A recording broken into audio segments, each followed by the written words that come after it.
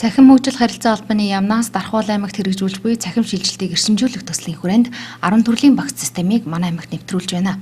Үүний нэг болох тээврийн хэрэгслийн нэвтрэлтийн системийг Дарханаас Сэлэнг аймаг руу гарах хойд пост дээр суурилууллаа.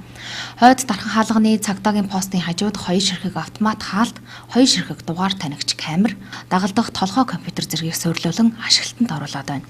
Ингэснээр Дархуул аймаг руу орох гарах чиглэлийн хөдөлгөөний хянах, бүх төрлийн нэвтрэлттэй холбоотой тоон мэдээлэл, статистик мэдээллийг авах боломжтой болохоос гадна тээврийн хэрэгслийн татвар болон онцлогооны мэдээллийг эрх бүхий байгууллага бүрэн хянах боломжтой болж байна.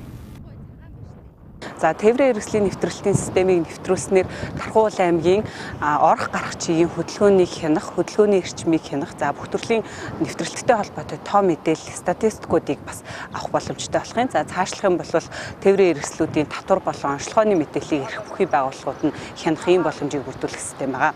За бидний хувьд бол Дархан орон нутгийн зам тээврийн хүсэлтээр Дархан хот доторх төв зам ашиглалтын төр зөвшөөрлийг олгодог том аврын машинуудад төв зам ашиглалтын төр зөвшөөрлийг олгодог системийг бас хөгжүүлээд нэвтрүүлж байгаа. За энэ систем нэвтрэгдснээрээ төв зам ашиглалтын төр зөвшөөрлийг онлайнаар авах аж ахуйн нэгжийн иргэд маань одоо түргэн шуурхай зөвшөөрлөө авахын боломжийг бас бүрдүүлэх юм аа. Дархуул аймаг цахим аймаг болохтой холбогдуулан Дархан хотын инженерийн дэд бүтцийн нэгдсэн систем, гэрэлтүүлэг хог ачлалтын нэгдсэн систем, түргэн цагдаа онцгойгийн байгууллагын шуурхай удирдлагын нэгдсэн систем, иргэдэд зориулсан гар утасны аппликейшн гэх мэт 10 цахим системийг Дархан хотод нэвтрүүлсэн.